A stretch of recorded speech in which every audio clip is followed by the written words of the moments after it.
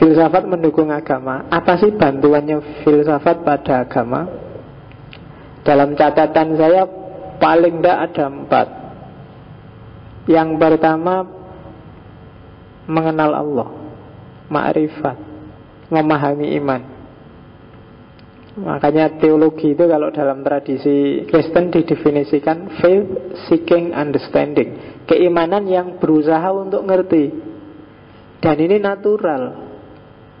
Orang itu tidak bisa disuruh wis percaya wae, itu tidak bisa. Meskipun dia diam, biasanya tetap tanya di kepalanya, kok gini ya, wis toh percaya wae, enak-enak kuliah neng UIN itu. Tetap kamu kamu akan penasaran, bertanya lebih jauh. Iman dulu juga gitu. Kayak kamu kecil dulu diceritain, kita hati-hati lo ya, diawasi Gusti Allah lo. Karena kamu mesti tanya, kayak gimana ya Gusti Allah. Dan kamu merancang-rancang sendiri di kepalamu, Allah itu mungkin kayak gini, surga itu besok kayak gini, malaikat itu gambarnya. Dan itu human, manusia, tidak apa-apa. Kamu punya curiosity. Dan filsafat bantu kamu untuk biar nggak ngawur aspek ininya. Bahkan banyak ulama bilang iman itu harus diawali dengan akal. Bahkan Islam itu yang pertama-tama sebelum Al-Quran harus akal. Ada beberapa ulama yang bilang gitu. Kenapa sebelum Al-Quran harus akal? Karena kita percaya Al-Quran. Sebelum kita percaya Al-Quran, kita kan harus percaya Allah dulu. Nggak bisa bulat. Kamu percaya Quran, percaya. Terus dari siapa kamu percaya Quran? Dari Allah. Lah kamu ngerti Allah dari mana? Dari Quran. Nah, ini kan bulat. Maka awalnya harus kamu cari sendiri ada Allah, dan ada Allah itu tidak boleh di Quran. Quran nanti objeknya kok, kesimpulannya bukan premisnya. Jadi untuk Islam kita kan dasarnya Quran, dan Quran itu dari Allah. Maka kita tidak boleh tahu Allah dari Quran juga. Itu namanya tautologi kalau di logika. Maka harus percaya Allah dulu, dan Allah menurunkan Al-Quran terus kamu terima. Nah, dasarnya percaya Allah itu berarti satu-satunya alat yang kita punya tinggal akal. Maka akal itu harus ada di awal, sebelum kamu menerima Al-Quran dan semua ajaran Islam yang lain. Nah, itu bantuannya filsafat. Yo, karena kamu Islamnya Islam turunan, yo nggak pernah mikir sampai sejauh itu. Pokoknya wis percaya wae. Jadi orang masuk Islam itu kan percaya, pertama-tama dia harus percaya pada Allah dulu kan, baru Qur'annya yang berasal dari Allah. Maka sebelum yang pertama-tama kan harus ada basisnya, harus ada dasarnya, dan dasarnya itu berarti yo akal. Jadi orang yang akalnya tidak jalan, saya bilang tadi, ya Islamnya tidak akan bagus. Karena tidak karu-karuan mesti rentetan cara berpikirnya. Jadi bantuan yang pertama adalah mengenal Allah. Bantuan filsafat yang kedua adalah menyelamatkan kita dari jebakan apa? Itu tak pikir jebakan pemikiran sendiri, jebakan pemikiran kelompok. Itu kan sering kita dijebak untuk tidak kritis. Wes Islam itu ya gini ini, kiaimu, ustadzmu itu kan sering menjebak kita untuk ini aja terima sudah selesai. Dan filsafat menyelamatkan kita dari yang itu. Karena selama ini sering-sering yang kita berhalakan yang kayak seorang filosof Muslim kontemporer Muhammad Arkun bilang, umat Islam itu penyakit yang paling parah adalah takdisul afkar ad-diniyah, sakralisasi pemikiran keagamaan. Ya gini, software bacakan mesti gini. Oke, jadi sakralisasi pemikiran keagamaan itu selama ini yang kita sakralkan itu sebenarnya pemikiran kita sendiri, pemahaman kita sendiri tentang Islam. Dan kita sakralkan itu bukan Allahnya, tapi pemahaman kita tentang Allah. Bukan Islamnya, tapi pemahaman kita tentang Islam. Itu yang bikin Sunni Syiah sampai hari ini tawuran tidak selesai-selesai. Sunni Ahmadiyah sampai hari ini tidak selesai-selesai. Kenapa? Masing-masing mensakralkan pikirannya sendiri-sendiri. Nah, kalau bahasanya Argon, takdisul afkar ad-diniyah. Jadinya tidak kritis. Kayak di Indonesia itu kan, NU Muhammadiyah tidak kritis. Padahal mungkin sebenarnya kita tidak beda. Kenapa kok kita nggak bisa paham bahwa kita nggak beda? Kita nggak terlatih untuk berpikir. NU Muhammadiyah itu sebenarnya di mana saya lupa, saya baca sebenarnya itu konflik bikinannya Belanda. Agak susah ya, wadah. Memang bikinannya Belanda. Jadi Belanda itu setelah perang Diponegoro itu mereka stres luar biasa gimana caranya menjinakkan umat Islam Indonesia. Akhirnya diundangnya para orientalis, Snorgronya dan kawan-kawan. Coba diteliti, kira-kira pengapesannya wong Indonesia itu apa sing Islam ini? Kok susah begitu, perang, semuanya ikut perang dan kita pontang-panting. Akhirnya di antara solusinya kan nanti itu ada namanya politik etis itu. Jadi kalau Belanda baik itu sebenarnya bukan karena dia baik, tapi karena ada politik di balik itu. Nanti disebut politik etis. Di antara politik etis adalah pinterkan umat Islam. Nah, itu kan luar biasa. Kalau sudah pinter biasanya terus hati-hati, ini strategi Belanda. Persepsinya, ya hasil masukannya. Ketika mereka dipinterkan, tawarilah mereka sekolah-sekolah, beri fasilitas untuk masuk dunia pendidikan. Perhitungannya Belanda pasti nanti ada yang setuju masuk sekolahnya Belanda, ada yang tidak setuju. Kelompok tradisionalis mesti nggak setuju. Zaman itu kelompok pesantren menolak mentah-mentah. Barang siapa meniru, apalagi ikut sekolahnya Belanda, man tasabbaha biqaumin fahuwa minhum. Tetap kita tidak usah ikut Belanda, kita tetap belajar di pesantren aja. Jangan pakai celana, pakai sarung. Nah, beberapa setuju ikut sekolah Belanda. Ya, sekolah yang difasilitasi oleh Belanda, dibukalah pintu-pintu untuk pendidikan oleh Belanda. Dari sini lahir kelompok elit intelektual, lahir Muhammadiyah, lahir Persis, lahir Al-Irsyad, macam-macam. Mulai pinter umat Islam. Yang tradisional, yang tidak mau, tetap tidak mau. Akhirnya begitu banyak orang pinter, yang terjadi kan yang pinter ini terus, apa itu tradisional? Itu bid'ah, itu khurafat. Mulai kan kayak gitu. Begitu diserang kayak gitu, yang tradisional kan panas, kurang ajar. Cuma dia panas nggak bisa ngelawan. Akhirnya, ini kita harus punya organisasi untuk melawan kayak gini-gini ini. Terus diskusi-diskusi di Surabaya, lahirlah kemudian NU.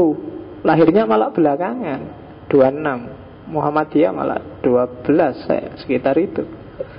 Kak lucu kan, malah yang tradisional muncul di mana-mana. Tradisional itu awal terus modernis. Nah, Indonesia kan kualik, modernis dulu terus tradisionalis. Dan sampai hari ini terus, karena dia dinyak itu itu TBC, tahayul bid'ah khurafat. Sama orang modernis dia panas bikin organisasi untuk defense, untuk bertahan. Lahirlah NU. Dan sampai hari ini itu kan tawuran itu, dan Belanda sukses. Jadi seandainya ada perang beneran, tidak akan bisa kompak lagi kayak zaman Diponegoro. Mesti mikir NU Muhammadiyah sing perang, kan mesti gitu. Dan hari ini terjadi semangat seperti ini masih diwarisi oleh para partai-partai Islam. Jadi tidak mungkin bisa bersatu. Dan itu pinternya Belanda dan bodohnya kita sampai hari ini. Masih mau aja ngikuti logika untuk konflik seperti itu. Oke, itu manfaatnya filsafat. Yang ketiga, bantuannya filsafat pada Islam adalah dengan filsafat orang bisa merumuskan praksis agama secara kontekstual. Filsafat membantu melakukan kontekstualisasi itu, menyesuaikan ideal-ideal agama dengan realitas kekinian hari ini. Jadi tafsir, takwil itu kan aktivitas-aktivitas filosofis yang isinya menderivasikan, menarik, mengistimbatkan isinya ajaran agama biar bisa dipraktekkan secara nyata. Nah, itu bantuannya filsafat. Kalau nggak ada aktivitas tafsir, nggak ada aktivitas takwil, mungkin Islam sudah hilang sejak lama, sudah masuk museum. Tapi dengan masuknya tradisi berpikir yang filosofis, maka dinamika keilmuan Islam masih berjalan hingga hari ini. Dan yang ketiga, filsafat berguna untuk refleksi diri, kontemplasi, membaca diri, membaca alam, membaca Tuhan, melahirkan teologi. Itu bantuannya filsafat. Makanya tadi tak bilang, kalau kita anti sama sekali filsafat, berarti anti dengan pemikiran. Kalau kita anti pemikiran, kita tidak akan bisa masuk Islam secara benar. Jadi premisnya itu. Sehingga konklusinya berarti agama termasuk Islam itu butuh filsafat. Yang sering bikin orang trauma adalah orang susah membedakan antara filsafat sebagai metode dengan filsafat sebagai produk. Filsafat sebagai produk itu sifatnya historis, kasuistik. Sementara filsafat sebagai metode itu sifatnya ideal, epistemologis, metodologis. Tidak ada dan memang seharusnya tidak boleh seorang muslim anti akal. Kenapa? Ya karena dasar-dasar ajaran agama itu semua dirumuskan kompatibel dengan akal. Jadi ada wahyu yang diam, ada wahyu yang bunyi. Kan gitu kalau dalam, saya lupa ulamanya yang bilang siapa. Wahyu yang ada bunyinya itu ya Al-Quran. Sementara wahyu yang di kepala kita, wahyu alam semesta yang kita sebut ayat kauniyah itu kan tidak ada bunyinya, cuma bisa kita baca. Oke. Jadi sebelum masuk ke filsafat Islam, bagi saya ini penting biar kamu nggak rancu, nggak bingung. Nah, sekarang setelah kita terima, oh kalau gitu boleh filsafat masuk ke Islam, diskusi selanjutnya adalah enaknya dikasih istilah apa? Ada yang bilang filsafat Islam, ada yang bilang filsafat Muslim, ada yang bilang filsafat Arab, ada yang bilang filsafat di dunia Islam. Nah, kamu suka yang mana tinggal pilih. Yo, masing-masing punya argumen. Ya yang paling populer tetap filsafat Islam. Tapi banyak juga para filosof, para cendekiawan India biasanya lebih suka menyebut Muslim filosofi. Kalau kamu cari website di internet yang isinya agak banyak, bisa di-download tentang filsafat Islam, itu judulnya ya Muslim filosofi. Para orientalis lebih suka menyebut filsafat Arab. Dan beberapa tokoh kontemporer lebih suka menyebut filsafat di dunia Islam. Istilah filsafat Islam paling banyak dipakai, cuma orang sering mengkritik apa filsafat Islam itu benar-benar filsafat. Nah, itu dipertanyakan. Maka karena seperti tak bilang tadi, nggak mungkin Islam kok filsafat, dan nggak mungkin filsafat kok Islam.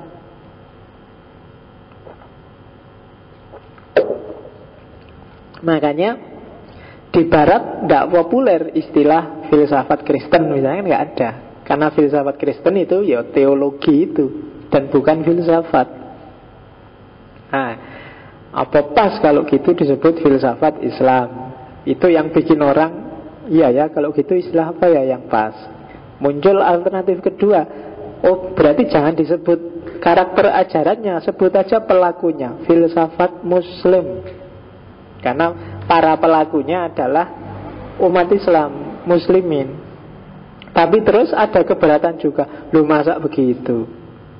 Banyak loh yang kita sebut filosof muslim karena masuk dalam kategori filsafat Islam, dan dia ternyata bukan Islam. Misalnya Maimonides, misalnya juga dia Yahudi. Ada juga Yahya bin Adi. Yahya bin Adi ini Kristen. Tapi ya dia masuk dalam kajian filsafat Islam karena hidup di era dinasti Islam saat itu.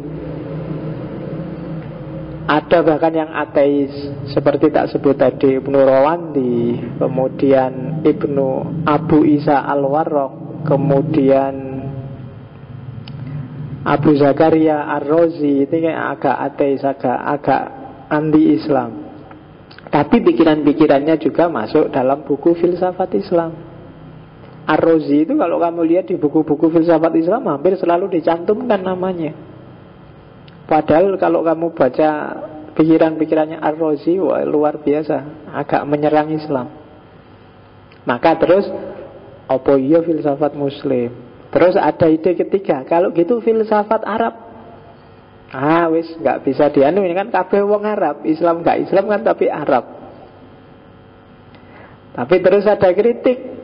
Loh kok Arab? Wong Islam itu menyebar kemana-mana, tidak cuma di Arab.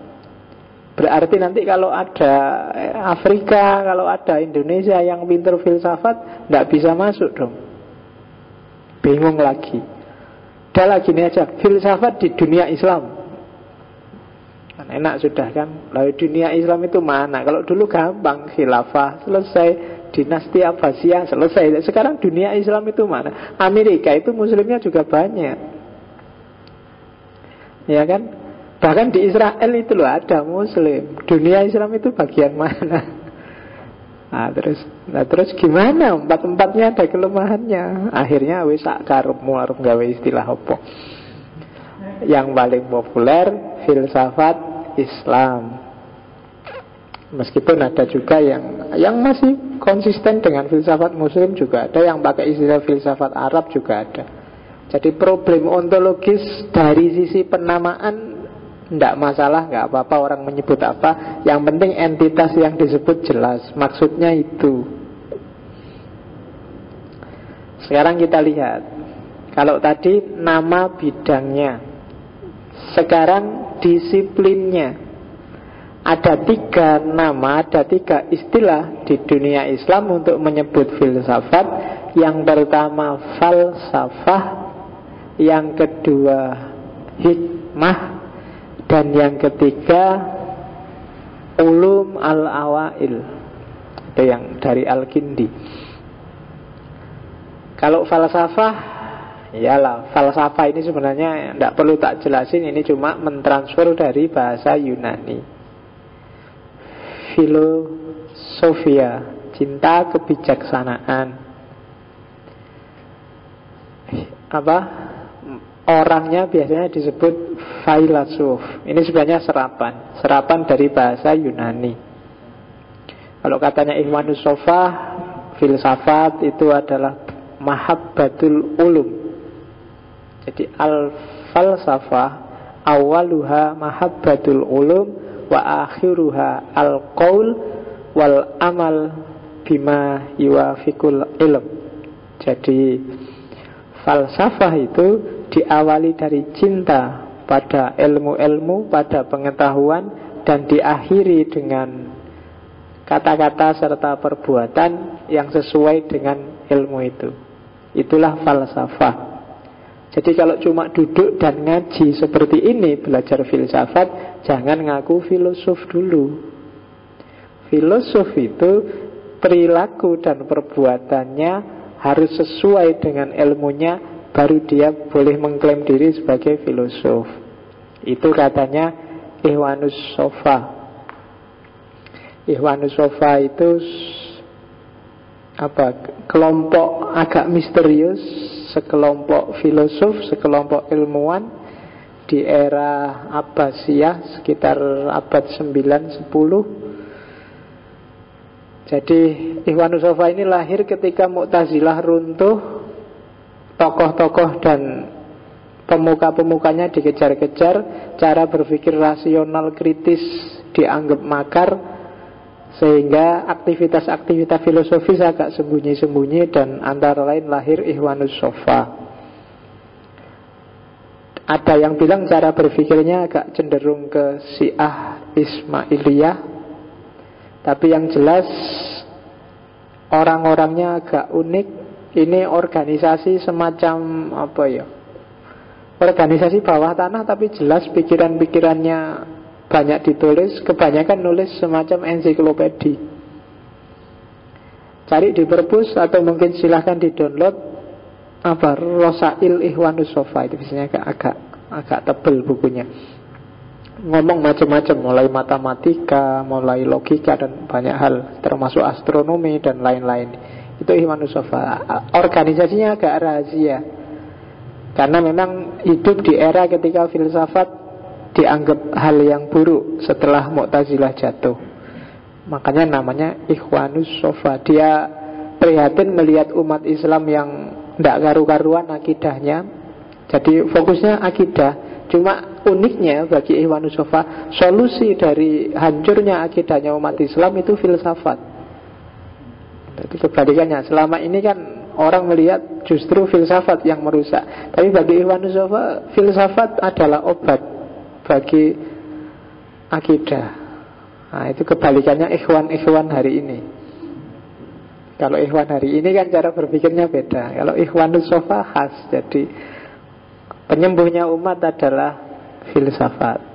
Ya coba dikaji, karena saya ada 3 atau 4 kajian hasil penelitian tentang Ikhwanus Sofa, cuma semuanya dari orang luar, termasuk Nicholson. Silahkan dicari. Bukunya nggak susah untuk di-download, tapi yang paling yang kamu download bahasa Inggrisnya nanti. Coraknya agak ensiklopedik. Itu Ikhwanus Sofa. Istilah yang pertama di dunia Islam adalah falsafah. Istilah yang kedua itu hikmah. Kenapa disebut hikmah? Karena ada kemiripan karakter dari kata filsafat dalam bahasa Yunani dengan hikmah dalam bahasa Arab. Kemiripan yang dimaksud. Di Quran banyak istilah hikmah. Bahkan Allah itu sering disebut di Quran Azizun Hakim. Itu kan hubungannya dengan hikmah pasti. Atau saya lupa ya, apa hadis apa ya, yang wa may yu'tal hikmata faqad utiya khairan katsira. Jadi apa, Quran ya? Quran. Hikmah dari Tuhanmu, barang siapa dikasih hikmah maka dia dikasih kebaikan yang luar biasa, kebaikan yang banyak. Disebut juga ketika di Al-Baqarah, saya lupa ayat 150-an lah, kamu cek. Ketika Nabi Ibrahim mau meninggalkan Nabi Ismail sendirian di Mekah, terus dia berdoa, Rabbana wab'as fihim rasulan, dan seterusnya, yang yatlu alaihim ayatuka wa yu'allimuhumul kitaba wal hikmah wa yuzakkihim. Jadi Nabi Ibrahim minta, meskipun nanti tak tinggal, utuslah Rasul di kalangan mereka, dari kalangan mereka sendiri, biar belajar tentang kitab dan belajar tentang hikmah. Jadi kalau kamu tanya apa dalilnya ngaji filsafat, sebut ayat itu tadi. Ini doanya Nabi Ibrahim, nyuruh kita ngaji Quran tapi juga ngaji hikmah. Yatlu alaihimul kitab wal hikmah. Terus pada puncaknya adalah wa yuzakkihim, untuk menyucikan jiwa mereka. Jadi malam ini kita sebenarnya ada di situ. Oke. Dan kalau bagi Al-Kindi, filsafat sama hikmah itu sama. Minggu depan kita ketemu Al-Kindi, filosof pertama. Luar biasa orang ini, karena dia yang memperkenalkan Yunani. Dia punya keahlian macam-macam, itu Al-Kindi. Mungkin kita satu demi satu kita kupas nanti para filosof Islam. Kalau Ibnu Sina, apa tadi yang penting dari Ibnu Sina? Hikmah adalah kesempurnaan jiwa. Orang yang bisa memahami sesuatu dan bisa mengungkapkan sesuatu, garis bawah, sebatas kemampuannya sebagai manusia. Dialah seorang hakim, seorang yang bijaksana. Jadi orang bijaksana itu orang yang bisa memahami sesuatu dan bisa mengungkapkan sesuatu. Ya, sesuatu itu adalah kebenaran. Itu Ibnu Sina. Dan orang yang bisa seperti ini, maka dia adalah orang yang jiwanya sempurna.